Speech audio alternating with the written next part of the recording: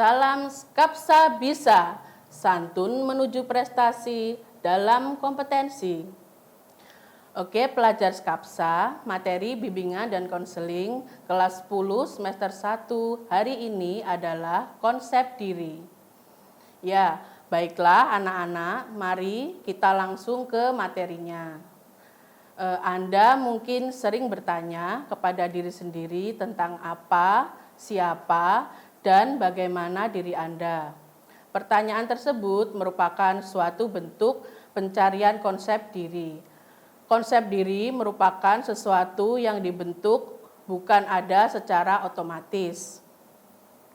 Seiring dengan tingkat pertumbuhan dan perkembangan individu.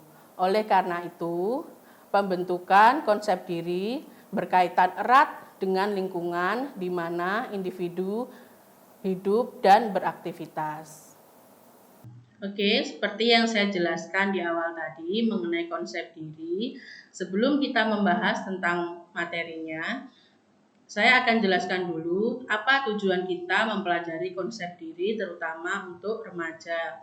Nah, supaya apa? Supaya kalian dapat memahami dan menemukan unsur-unsur konsep diri serta memahami dan menerima kelebihan dan kekurangan serta secara wajar dan penuh rasa syukur. Nah, setelah itu kita bisa langsung ke pengertian konsep diri.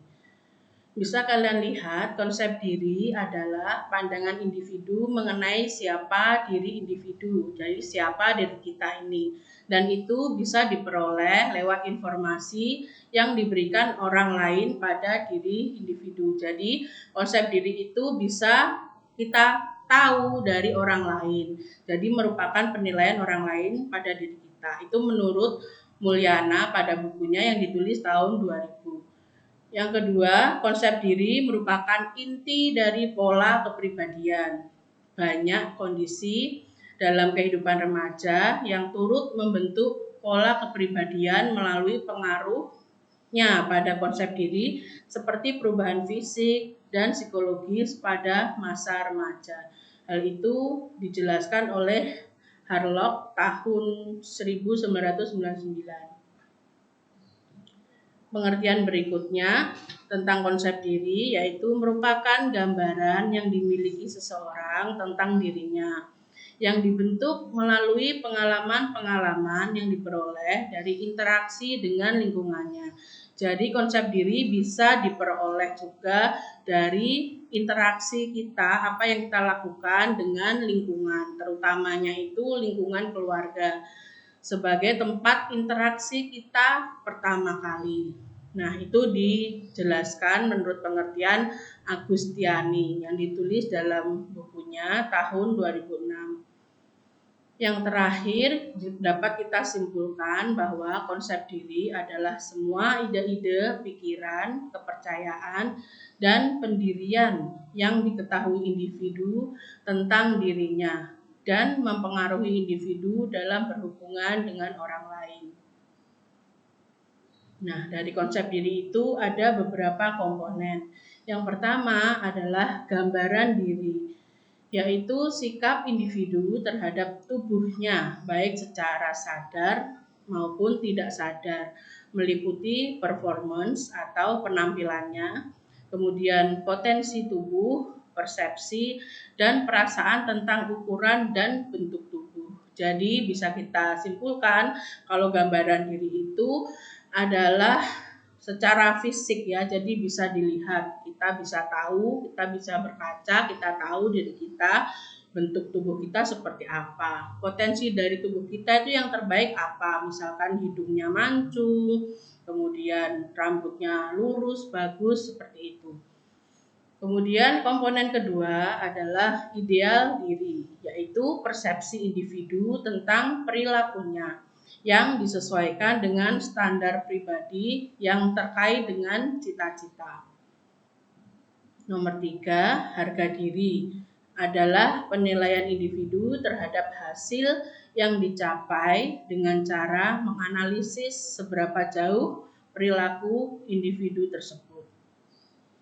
Nomor 4, yang merupakan bagian dari komponen konsep diri adalah peran diri, yaitu pola perilaku, sikap, nilai, dan aspirasi yang diharapkan individu berdasarkan posisinya di masyarakat.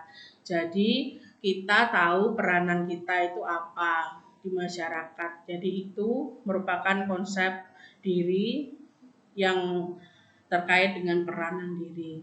Yang kelima, identitas diri adalah kesadaran akan diri pribadi yang bersumber dari pengamatan dan penilaian sebagai sintesis semua aspek konsep diri sebagai sesuatu yang utuh. Jadi kalau kita tadi sudah tahu gambaran diri kita, ideal diri yang berkaitan dengan cita-cita, kemudian harga diri, peran diri, itu nanti membentuk suatu konsep diri yang utuh, yaitu namanya identitas, berarti yang mencerminkan diri kita. Konsep diri bisa berkembang dengan baik bila yang pertama, budaya dan pengalaman dalam keluarga memberikan pengalaman yang positif.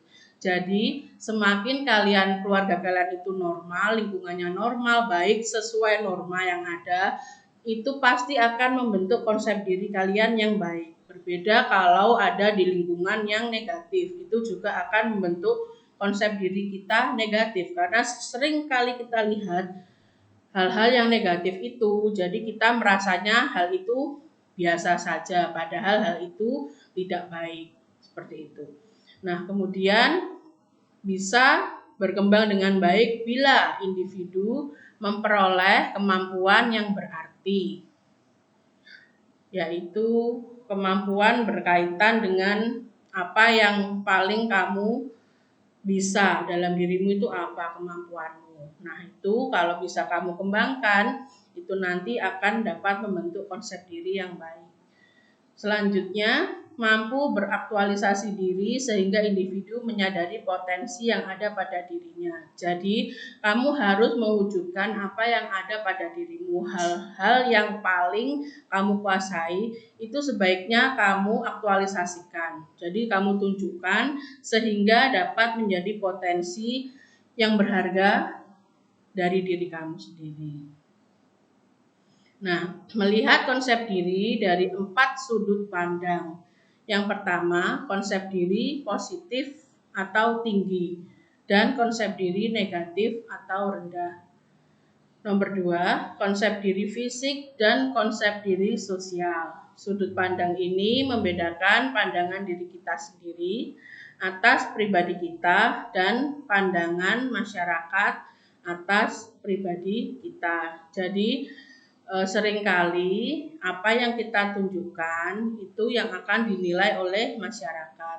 Jadi kalau kamu selalu menunjukkan sebagai anak yang baik, sopan, itu akan menjadi nilai atau apa pendapat masyarakat tentang diri kamu. Berbeda kalau kamu anaknya tidak sopan pada orang tua. Nah, itu akan membentuk stigma atau persepsi orang bahwa kamu anak yang tidak sopan.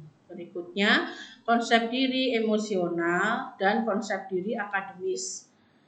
Dengan sudut pandang ini, kita bisa membedakan pandangan diri sendiri yang dipengaruhi oleh perasaan atau faktor psikologis dan secara ilmiah bisa dibuktikan. Konsep diri emosional, misalnya kalian anak yang mudah emosi atau anak yang tidak mudah emosi. Kalian anak yang pemalu atau misalkan mudah menangis, nah seperti itu, berhubungan dengan emosional. Kemudian konsep diri akademis berhubungan dengan hal-hal yang ada di sekolah, tentunya prestasi akademis kalian di dunia pendidikan.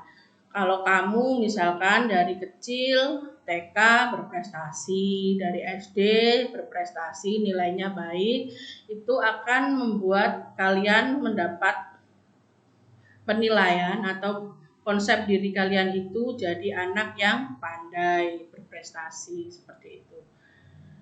Kemudian berikutnya, konsep diri real dan konsep diri ideal.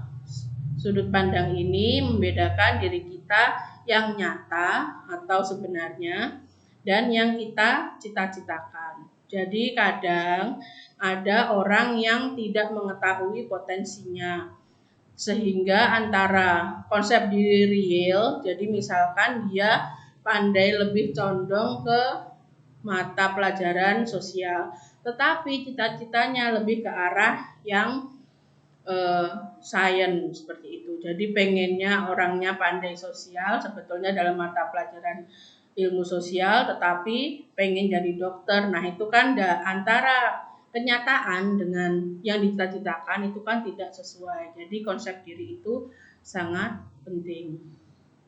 Nah di sini ada konsep diri positif dan konsep diri negatif. Ini nanti bisa kalian lihat dan dicocokkan dengan dirimu.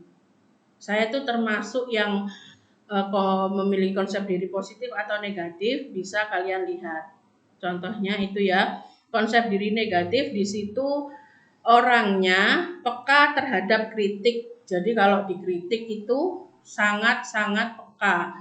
Kemudian cenderung bersikap hiperkritis, apa-apa itu dikritisi, ditanyakan, diprotes seperti itu. Tapi terkesan hiper atau terlalu. Kemudian ia selalu mengeluh, mencela atau meremehkan apapun dan siapapun. Mereka tidak pandai dan tidak sanggup mengungkapkan penghargaan atau pengakuan pada kelebihan orang lain. Jadi tipe orang yang konsep dirinya negatif biasanya tidak mudah memuji orang lain. Jadi cuma berpikir negatif, oh alah paling dia menang karena misalkan bayar seperti itu. Nah itu termasuk berarti memiliki konsep diri negatif karena tidak mau mengakui kelebihan orang lain. Kemudian cenderung merasa tidak disenangi oleh orang lain. Jadi ada kalau kita memiliki perasaan seperti itu, misal di sekolah, oh gurune ini ngeceng, nggak suka sama saya, apa-apa kok saya ditunjuk, seperti itu. Itu bisa termasuk kamu memiliki konsep diri yang negatif karena kamu merasa tidak disenangi orang lain. Padahal sebetulnya Bapak dan Ibu guru itu nggak ada perasaan seperti itu. Itu hanya perasaan kamu saja. Nah, berikutnya bersikap pesimis terhadap kompetisi. Jadi sebelum berkompetisi, sebelum berlomba sudah pesimis dulu, wes aku gak ikut, wes nanti timbangane kalah seperti daripada kalah seperti itu. Nah, itu konsep diri yang negatif seperti itu. Jadi itu apabila ada yang seperti itu pada diri kalian, semoga bisa segera diperbaiki ya. Jadi jangan sampai begitu kamu menyadari konsep diri ada yang negatif, segera diperbaiki dengan konsep diri yang positif, yaitu seperti mengenal diri sebagai organisme yang utuh terpisah dari orang lain. Jadi sebelum orang lain mengerti kamu harus tahu dulu dirimu sendiri. Jadi jangan menuntut orang mau memahami kamu, sedangkan kamu belum memahami apa yang ada pada dirimu. Kemudian mengakui jenis kelamin sendiri. Ini amat sangat penting. Jadi kesadaran gender, kamu itu laki-laki, jadi harus berperan sebagai laki-laki dan itu harus ya. Jadi jangan sampai kamu mengalami kebingungan gendermu atau jenis kelaminmu sendiri. Yang berikutnya, memandang berbagai aspek diri sebagai suatu keselarasan. Ya. Berikutnya lagi, menilai diri sesuai dengan penilaian masyarakat. Jadi kalau misalkan dianggap masyarakat kamu itu jadi anak yang baik, jadi itu kamu harus tetap menjaga kepercayaan itu. Sudah diberi penilaian baik, jadi jangan sampai kamu merusak nilai atau konsep yang sudah baik pada dirimu. Yang terakhir, menyadari hubungan masa lalu, sekarang, dan yang akan datang. Nah, ini kita sampai pada tugas yang pertama, Yang pertama, kamu temukan konsep dirimu, kemudian tuliskan konsep dirimu secara jelas dan lengkap. Ya. Yang berikutnya, identifikasikan juga konsep diri positif dan konsep diri negatif yang ada pada dirimu. Bisa kamu lihat tadi tabel sebelumnya, kamu lihat, kamu screenshot, kemudian kamu menyelami, saya itu banyak yang negatif atau yang positif. Itu kamu tuliskan di buku, kemudian difoto, dikirimkan ke Google Classroom. Nah, pembahasan berikutnya mengenai teori Johari Window, yaitu teori yang bisa kita gunakan untuk melihat lebih baik tentang diri kita sendiri. Yang pertama itu tentang diri terbuka. Yang kedua tentang diri buta. Berikutnya diri tersembunyi atau rahasia. Yang terakhir diri gelap. Jadi ada 4 jendela yang ada pada diri kita sendiri. Yang maksudnya diri terbuka itu apa-apa yang diketahui diri sendiri dan orang lain. Jadi kita tahu dan orang lain tahu, itu dikatakan diri terbuka atau jendela terbuka. Kemudian diri buta atau jendela buta itu tidak diketahui diri sendiri, kita nggak tahu tapi diketahui orang lain. Seringkali kita tidak tahu kelebihan kita. Misalkan kita itu orangnya friendly atau ramah, kita nggak menyadari itu, tetapi menurut orang karena perilaku kamu dianggap sebagai orang yang ramah. Nah, itu kamu ketahui dari orang lain. Di sini disebut termasuk pada jendela buta. Berikutnya diri tersembunyi atau rahasia, yaitu diketahui diri sendiri tapi tidak diketahui orang lain. Jadi ini yang ingin kita tutupi dari orang lain. Misalkan kita itu orangnya tidak mudah percaya pada orang lain. Nah, itu ingin kita sembunyikan supaya orang lain tidak tahu. Nah, itu masuk dalam diri tersembunyi. Yang terakhir, diri gelap, yaitu kita tidak tahu, orang lain pun juga tidak tahu. Nah, di sini ada konsep tadi yang lebih rinci ya. Jadi jendela terbuka, hal-hal kita tahu tentang diri sendiri, tapi orang lain pun tahu. Contohnya seperti keadaan fisik. Jadi tubuh kita itu orang lain tahu, kita juga bisa tahu. Profesi kita tahu, orang lain juga tahu. Seperti contohnya yang lain-lain lagi. Kemudian jendela tertutup. Bisa kalian baca di situ hal-hal mengenai diri kita yang kita tahu tapi orang lain tidak tahu, misalnya isi perasaan, pendapat, kebiasaan tidur dan sebagainya. Ini seperti ini ya, silahkan dibaca. Kemudian jendela gelap ini penjelasan yang lebih rinci dari yang sebelumnya tadi. Nah, cara untuk kita agar bisa membuka jendela itu selebar mungkin, jendela yang terakhir ya, jadi yang jendela gelap.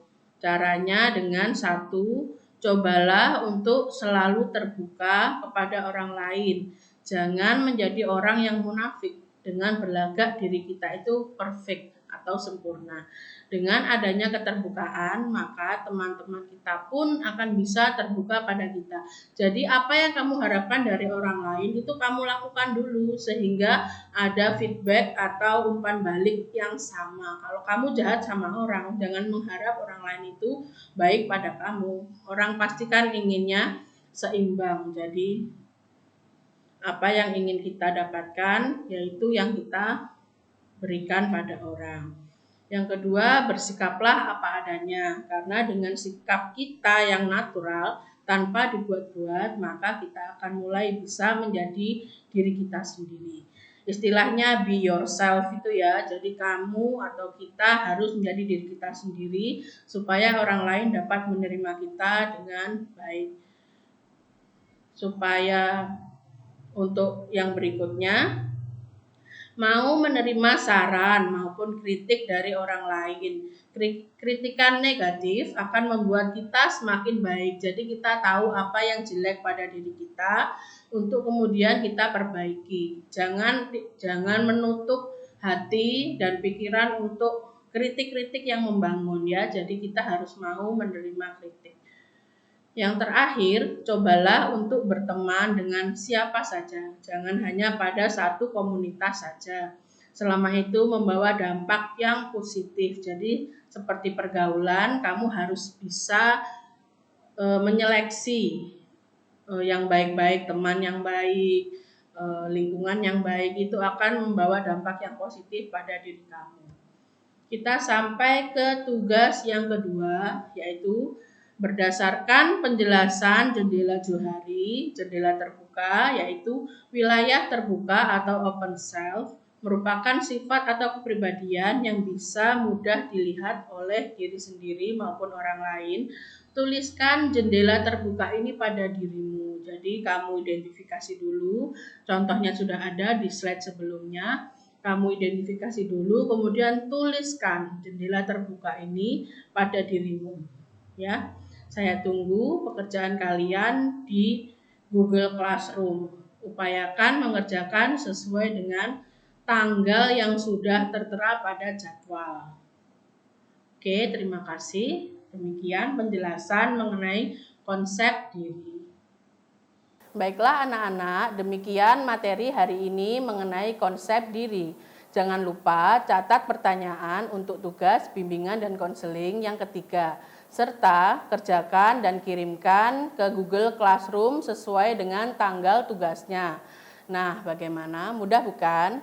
Silahkan mencari referensi lain jika diperlukan untuk menjawab pertanyaan dari Ibu. Karena dengan membaca dan memperbanyak referensi akan menambah ilmu pengetahuanmu. Dan jangan lupa segera kerjakan dan dikumpulkan ya. Jangan lupa juga untuk tekan subscribe untuk mendukung program ini. Nyalakan lonceng agar tidak ketinggalan informasi penting. Dan yang terakhir, like serta share video ini. Semoga video ini bermanfaat untuk orang lain. Sampai jumpa di video selanjutnya. Salam Skapsa Bisa, Sekolah Berbudaya Industri, berkarakter wirausaha menjadi idola se-Kediri Raya.